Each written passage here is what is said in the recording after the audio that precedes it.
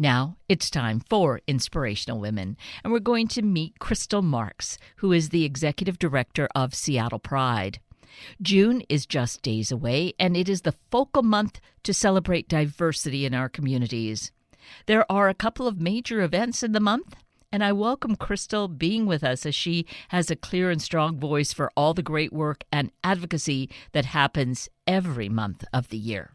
Krystal Marx, good morning. Thank you so greatly for being with us today. Thank you, Kate. Thanks for having me. I'm excited to talk to you. Well, I'm excited as well because what a great opportunity to focus toward June already with so many different activities going on. I'm thinking of it almost like bookends, having the Pride in the Park and then the Pride Parade at the end of June and then, everything else that falls between. I think bookends really kind of describes it well. I agree. We've got things to kick off the start of Pride Month and then just a ton of events that we have listed on our website for our community to find throughout the month. Different things, celebratory, some more in memory, and then wrapping it up with the Seattle Pride Parade on the 26th is going to be fantastic, and it's a great celebration of how far we've all come. And speaking of that, it is amazing that this is the 48th year for the Pride Parade in Seattle. It is, yes. We are, I say we are beyond legal. We are definitely moving towards middle age as a Pride organization, a Pride Parade. And it all started just actually in Pioneer Square. So it's a very local, homegrown Pride community. And it is amazing, really, to think of all these decades and so much change that is going on, and I'm sure will continue to evolve. But there's been really a lot of very good, positive evolution, hasn't there? Oh, most definitely. With the origins of Pride Month that most people know about, but starting really in the 1960s with the Stonewall riots. In Greenwich Village in New York, and then moving to San Francisco, and then spreading throughout the country to have those Pride celebrations. It started to, pushing back on inequality and being targeted and being harassed. And we've moved from that, reactive point of view to now being a very proactive community where we are looking at where are our rights still missing, where can we fight for more equality and equity, and while also really holding some space to celebrate the things that we have won. And it's been a really fantastic journey for us all. And so, as you were saying, there's a lot of celebrating that's going on. Let's begin with what's going to be happening next weekend on Saturday, June the 4th, with the Pride in the Park. What do you want us to know about that? Oh, Seattle Pride in the Park is the best way to kick off Pride Month in Seattle. So holding out for good weather, all fingers crossed, and it's looking good. But this is a completely free event for folks to attend. They'll have live music, family-friendly programming, so things like Drag Queen Story Hour with Cookie Tour. And we have fantastic performances that were co-curated from the folks who put on Taking Black Pride. We have a headliner of Queen Cash, Fly Moon Royalty is our headliner this year. I got it really excited there. Great hosts. We have got drag queens and drag kings doing some performances. And we also have some amazing booths, which is something that a lot of people don't think of, is these community nonprofits that have been fighting so hard during the pandemic to keep our community afloat. People can check out how to get testing for whether it's COVID or HIV or other testing that they might need in our community, informational packets, ways to volunteer with organizations, tons of great partner booths, an alcohol garden, food trucks, lots of dessert options too for those with a sweet tooth, and then just a ton of open green space since it's at Volunteer Park on Capitol Hill to just sit and enjoy and have a picnic and just be around other people again after 2.5 years of being really isolated. And that will be one of the big reasons, too, why this is going to really be such a huge celebration. Yes, we are excited that this year's theme is family reunion. So it's all about coming back together, being with each other, and really acknowledging that we take care of each other in this community. And that's what families are supposed to do. And whether you have a great relationship with your family or not a great relationship, this is a place where people can come and really feel that bonding experience. And we should say that this is really geared for the whole family. So come out as whatever your family is, but it's for all ages, and everyone should feel very comfortable being right there all together. Yes, I love that this is a family event. I'm a mom of 4 myself with kids ranging 6 to 15. They've been at this event before, and there is truly something for everyone. I hear there's even a rumor that the Mariner Moose will be there, which is great if kiddos want to get a picture with the Mariner Moose. Tons of stuff going on for all ages, tons of food opportunities, and sober spaces as well. We have the alcohol garden, but there's plenty of space for folks who don't want to be around that to still find and carve out their own niche. It'll be a lot of fun. And it happens throughout the afternoon. I think it gets started around 11 in the morning. Yeah, this is actually noon to 7 o'clock. And most of the children's programming is happening closer to that 12 o'clock hour. So we encourage families to get there, get comfortable, and find a place to carve out for themselves. And then the music will go on through 7 o'clock. And thinking of getting there, I think we might encourage people, because Volunteer Park is right in the city and parking is becoming just a little more and more challenging, as is driving. So maybe using one of the public transports would be good. Yes, we really do encourage folks to use public transportation. There are a couple of bus lines that serve that area where you can get off near Volunteer Park, or there's the Capitol Hill Light Rail Station that is a few blocks away, that people could have a longer walk to get to Volunteer Park, or rent an Uber or a Lyft and get there for that last leg of the journey. But there is no parking there at the park, and it's a residential area around there, so just plan accordingly. In the past, we've had upwards of 10,000 people throughout the day attend the event. So parking does not deter Seattleites from coming out. Right. And that is all the more reason when you know the numbers have been huge, and this being the year that it is of reunion, because it's post-COVID, but also celebrating families, then I think we really need to consider, the path of getting there and really use Link or the buses and one way to more easily arrive at the scene. Definitely. And saving those closer parking spaces in the area around them for folks with disabilities is a huge benefit for them. So just keeping that in mind and thinking about, what privilege we might carry and being able to be a little bit more able-bodied, or if you need assistance, we'll also have an accessibility guide on our website for people to take a look at so they can plan ahead of time what they might need if they're in a wheelchair or other assisted walking devices, just to make sure they feel safe in accessing the space. I just love that all of these things have been thought of and prepared for, and right there, easily accessible on the website. Let's mention that website then. Yeah, the website is seattlepride.org, and you can hover over events and click on Pride Month events, and we've got everything there you could need. Perfect. And so, being that this is the beginning of the month, and here we have enough time this week to get ready, to get organized, to kick off the month with Pride in the Park, things are still in process and underway for the parade, which is later in the month. So does that mean that people can still do some planning to be a participant in the parade itself? Definitely. So parade registration, as of right now, so it ends on May 31st. And if you weren't able to register for the parade to walk in it, there are still plenty of ways to catch the parade. You can come as an attendee and be along the sidelines cheering on these fantastic organizations and groups. We have grandstand seating where you can purchase tickets for yourself or your party. And we have, with that, free ADA seating in those grandstand areas that are designated for folks with disabilities. We also have a BIPOC discount. So for folks in communities of color, we're discounting our grandstand tickets by 50% so that as a measure of equity and trying to get more folks to have those great choice seating.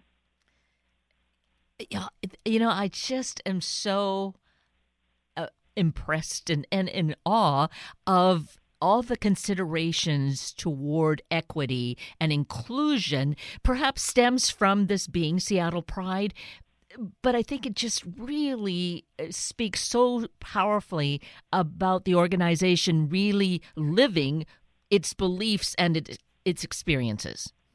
Yeah, I appreciate that, Kate. It's really important to us that we are seeing every person as full people. So we all bring different experiences and we see through different lenses in our everyday life.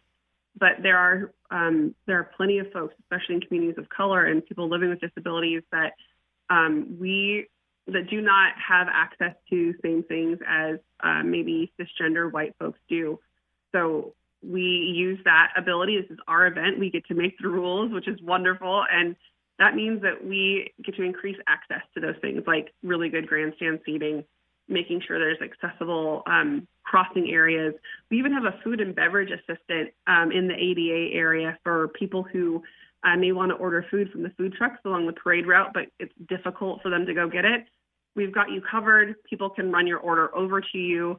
We want to really be intentional about that because our community is comprised of so many amazing different people. It's time that we honor everyone in our LGBTQI+ community.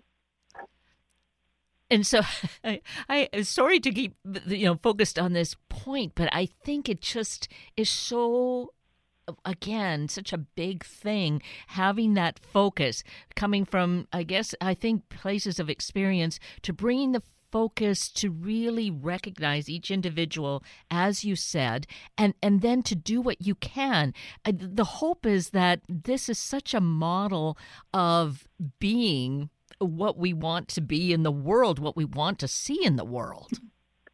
Definitely. And we are striving to do more. We heard from our community during the virtual Pride events that we've done over the last 2 years in June, members of the disabled community who, this is wonderful, so glad that it's online and accessible for us now. And it was that gut hit moment of wow, we have not been doing that work previously to make sure folks felt comfortable, safe, and celebrated. So it really was all thanks to this goes to people in the disability community, BIPOC folks, everyone who has reached out to us and said, hey, you could make this better if you did X, Y, and Z. So we dedicated money in our budget and hired an accessibility consultant to let us know where we could improve. And it has been the best money we've ever spent, and we want to just keep getting better. So definitely, that's great that they were expressive and let the needs be known. And then I still think kudos go then to Seattle Pride for not just listening, but acting and making it happen, because so often we can get asked for feedback and then that's it. We asked for it, but there's no action. You've acted. Yeah, definitely. I think, if you are going to ask for that feedback and you don't act on it, eventually people will stop answering when you do ask for feedback, and we don't want that. And it is definitely so important that people feel like we are responsive and that we can keep improving in that. Wow. This speaks volumes about Seattle Pride, who you are, what you're doing, what this means to the community, just the leadership that is involved here. Thank you. Yeah, we have a board of directors that comes from various lived experiences. Our staff I feel pretty fantastic. I'm a huge fan of each and every one of them. There's 4 of us that work here, and we choose really good vendor partners that help us put on our events. And, we are trying to be as responsive as possible. And I'm just glad that it is reaching people that have not felt as welcome before to attend our events. Right. So it will be interesting then to see this year coming out in person finally once again. But the virtual events are still available because some people may still feel a little reserved about being out in crowds, right? Yes. So we will have Cairo 7 is our official television and streaming partner, as they have been for a few years now. And they are live streaming the first 2 hours of the Seattle Pride Parade. And we're ecstatic for that. That is the part where you get to see the grand marshals, a couple of surprises near the front of the parade too. And then we will be live streaming the ASL interpretation, or American Sign Language interpretation, the entire parade. It won't be on Cairo. It'll be on our Facebook and or YouTube channels, so that folks who may be deaf or hard of hearing at home can at least still watch and see and hear what's going on. And we're really excited about that. Yes. So, it's wonderful that both options are available. And I was thinking about the excitement because the numbers have continually grown, and it is nearing nearly 500,000 people.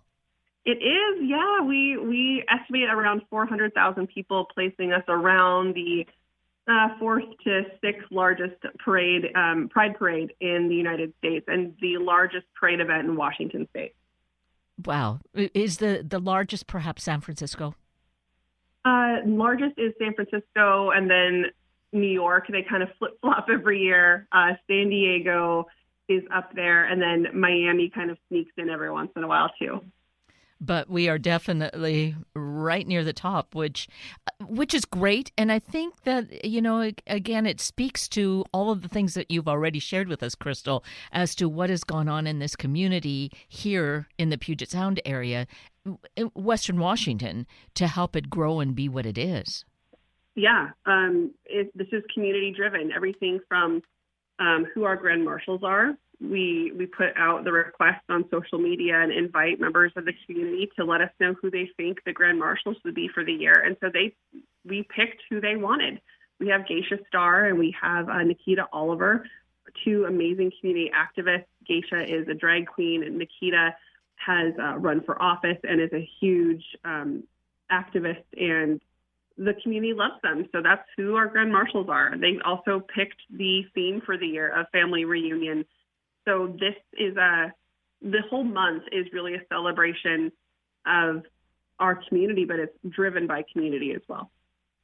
It's just, again, such a perfect example of possibilities. It's happening. And, it really gives me hope that this is a model that really can ripple out throughout the community and across the country. I think that would be amazing.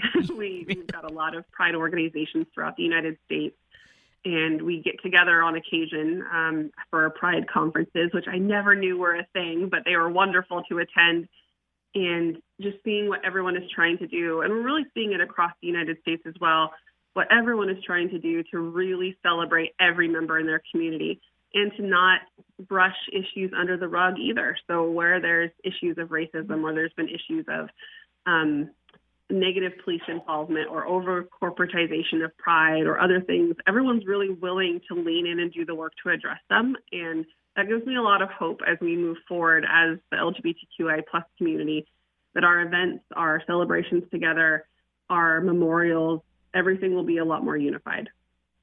Yes, absolutely. So much to take pride in, in a matter of speaking. So, Krystal, let's get back again to the parade, because we know it's happening on Sunday, June 26th. It is the early part of the day, so let's talk about when to get there and timing. Yes, so the parade kicks off at 11 a.m. at Westlake Park. So that's 4th and Pine in downtown Seattle. The staging area for the parade goes from that point then all the way south on 4th Avenue down to about South Jackson Street. So we really, truly do take over the entirety of 4th Avenue. For folks who are getting there, if you have purchased grandstand seats, fantastic. We're not going to give your seat away, but definitely want to get there a little bit before. I would say try to get there before 10 a.m. because we do have a little bit of a pre-show. We have music that will be going, people giving some opening remarks. And then if you're along the rest of the parade route, I've gotten there as early as 8:30, 9 o'clock to stake out a good spot. But it gets pretty crowded, so just really make sure you get where you want to be. But there's no bad seat in the house. That is the best part of it, being along 4th Avenue. We've got wide streets in Seattle. You've got a great view, and we have 3 stages along the parade route, so you're able to hear who the next contingent is that's walking by. You're able to see everybody's dancing and celebrating and passing out items. and you're all able to be part of this experience together. That is so super. And so, again, talking about getting there early and how to get there, again, parking is really kind of a premium, even though there's more of it downtown. It's probably, again, best to think about using public transportation. Yep, we are so lucky in Seattle that we have, the light rail system. We've got great buses, whether you're taking, Sound Transit, King County Metro, anything else. I heartily recommend taking the light rail to Westlake Station and coming out that way. Then you're right there. You're in the heart of the action. It's easy to walk to where you might want to go on the parade. We do stop the parade for buses to cross over 4th Avenue, so buses are running that day. So it's something great for people to keep in mind. And then if you are going to drive and park, really consider parking a little bit further out, again, for folks who have disabilities that may need to park a little bit closer to lessen the distance from their parking spot to the parade. But there are a lot of great public parking lots that are around. And we see people walking up and down First Avenue where Seattle Pride, our offices are all the time for Mariners games and Sounders games. So our community is very used to hoofing it to get over to a sport event. I think people will be really excited to walk a few extra blocks to get to the parade. Right. And of course, typically with parades, we do see people bringing along their beach chairs, their lawn chairs, that sort of thing. So you're hauling a little bit of stuff, but it just serves its purpose because it's a little more comfortable instead of standing through the entire parade. Definitely. Yeah. Feel free to bring that. Bring a cooler if you want to bring your own food with you, although we will have food trucks near those stages as well along the route. The only thing that we're asking is people not move the fencing. So really just put yourself wherever you're most comfortable. We will have volunteers stationed along the parade route as well. So if you're not sure if you're able to stand there or sit there, ask a volunteer and they'll let you know. That is something really important to mention. We have such great volunteers that just come out of the woodwork and just beg to be put to work during Pride Month. So we're really excited to have them and really appreciate all the time that they're spending to make this a great event. And there's so much fun that happens being a volunteer, aside from just being right kind of at the focus of what's going on. So is there room still for more volunteers? Oh, yes. We are still accepting volunteers. We probably will be pretty close to parade day. We have a training that we put everyone through. You can either attend in person or online, and you can definitely find out more about that on seattlepride.org and click on ways to get involved. You can click on volunteer. And when I was a volunteer, that was my first exposure to Seattle Pride in 2014. I was a security volunteer along the parade route, and I was actually glitter bombed by some amazing drag queens. That's when they throw glitter on you, and it was one of the coolest experiences, getting hugged by all these amazing drag queens. So it's a life-changing experience to volunteer at the Pride Parade. We would love to have more folks. Well, speaking of life-changing, you then started as a volunteer. Now you're the executive director. So that is quite a pathway. Yeah, definitely. And honestly, I never saw that coming years ago. But getting to be the first employee of Seattle Pride when I joined in October of 2019, it is still an honor that I pinch myself for every day to make sure that it's true. I get to work and serve my community. I'm a bisexual woman myself, and I've been in nonprofits for a little under 15 years now, and this has been the perfect role. It is a dream come true. And not that everyone then volunteers and moves to that, of course. You know, we all have our different roles to play, but it's just something to consider. Volunteering on its own has its own rewards and the connections we make, but sometimes it's amazing what path it takes you on to a career, essentially. Definitely. And we really do try to promote volunteers within just the volunteer world that we've created. So if you volunteered one year doing, running water bottles, then you know a little bit more. Maybe you can mentor someone else and it moves you up. It's a great thing to have on a resume. And it's also where we try to source our board members from as well. So if you're looking for what it's like to, have that board involvement, that is a great opportunity to start as a volunteer. And we really try to promote from within this community. Oh, that is so super. So again, in terms of volunteers, that information is on the website and applications can be done there. Yep, that's exactly right. And you'll get a free T-shirt out of it, which is pretty great too. Ooh, is there a new T-shirt each year? Every single year, something brand new. Our logo for the year on the front, and we have our great partners listed on the back. And we love getting those volunteer T-shirts out to folks. It's so great to see how happy they are to be able to rock that Seattle Pride flag for the year. Yeah, and what pride to have wearing it too. Again, double entendre, I guess. But really, that a collector's item if you do this, year after year too. Oh yeah, very much so. And it's you can collect your volunteer T-shirts every year. We've got a good 9 of them actually hanging up in our office right now from various parades that we've had. And it's so great to be able to look over that and remember all the amazing parades. We're also selling a version of the shirt, not the exact same one, but a version of the shirt in limited quantities for members of the public to purchase as well at both Seattle Pride in the Park on June 4th and along the parade on June 26th. Oh, that is so great. You're really so organized in terms of covering all needed bases. We have to be. Small nonprofits have to live in that organizational world. Just so great. So back in terms of the parade, which is happening at the end of June, Sunday, June 26th, you were mentioning that there are the several staging areas, correct? And that there are then food trucks at each staging area? Yes, we're going to have food trucks in each, near every single alcohol garden that we have. We have 3 alcohol gardens. They're all near the different stages. The main stage is at Westlake Park on 4th and Pine. And that's also where we will have some partner booths as well, about 21 booths where you can come and learn about some of our amazing sponsors, pick up more free stuff. And that is where the main alcohol garden and the majority of the food trucks will be there. Great. So good to know that it makes it really, so much of it is accessible to anyone along this stretch of the parade route. And being the end of June, it's already officially summer, and getting into the 4th of July, it's kind of like just all big celebration time. Very much so. People are ready. I think they would have been ready without the pandemic getting in the way, but now that we're at a safe spot to hold the parade, this is going to be a celebration that people are going to remember for years to come.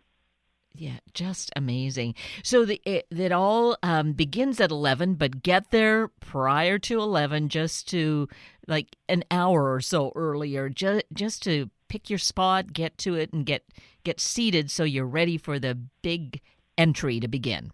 Exactly. Yep. And we've shortened the parade a little bit this year as well. So limiting the size of the contingents down to 200 people per group so that the parade moves a little bit faster. In case it's a really hot day, we want to be considerate of people's time and health and making sure we don't keep folks out in the baking sun.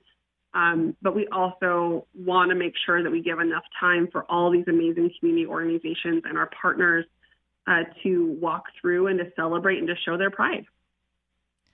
You have certainly covered, I think, maybe all the bases that there are. It just promises to be such a great month of celebrations. So this is a lot going on. But is there anything else, just in closing moments that you'd want to say, Krystal, about Seattle Pride?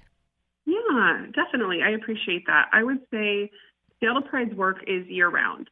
And while we are truly, out and proud all 12 months of the year, June is really our time to come together in celebration, while also reminding folks that our rights are extremely fragile and the work continues to advance equal rights for all. So it's really important that we hold space for both of those things, to celebrate and also to kind of recommit ourselves to the year-round fight.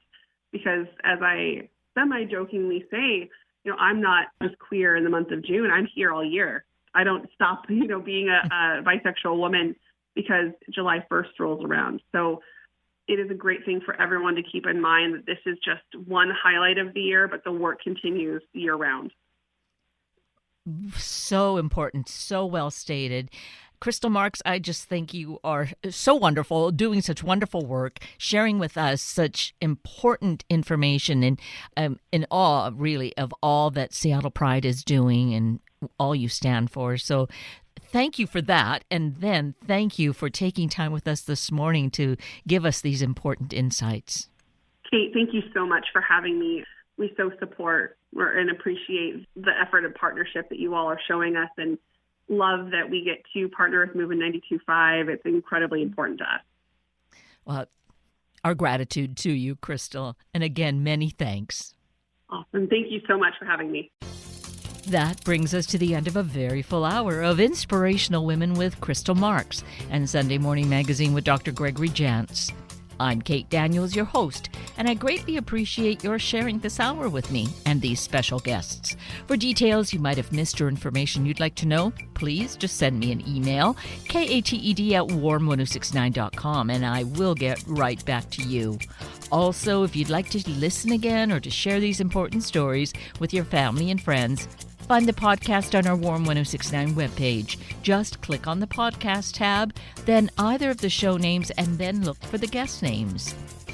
I now wish you and your family a day of honoring the great diversity and individual gifts of each other and thus in our greater community. Have a week of the same, and then please plan to join me again next weekend for another hour of Sunday Morning Magazine and Inspirational Women on Warm 1069. Good morning.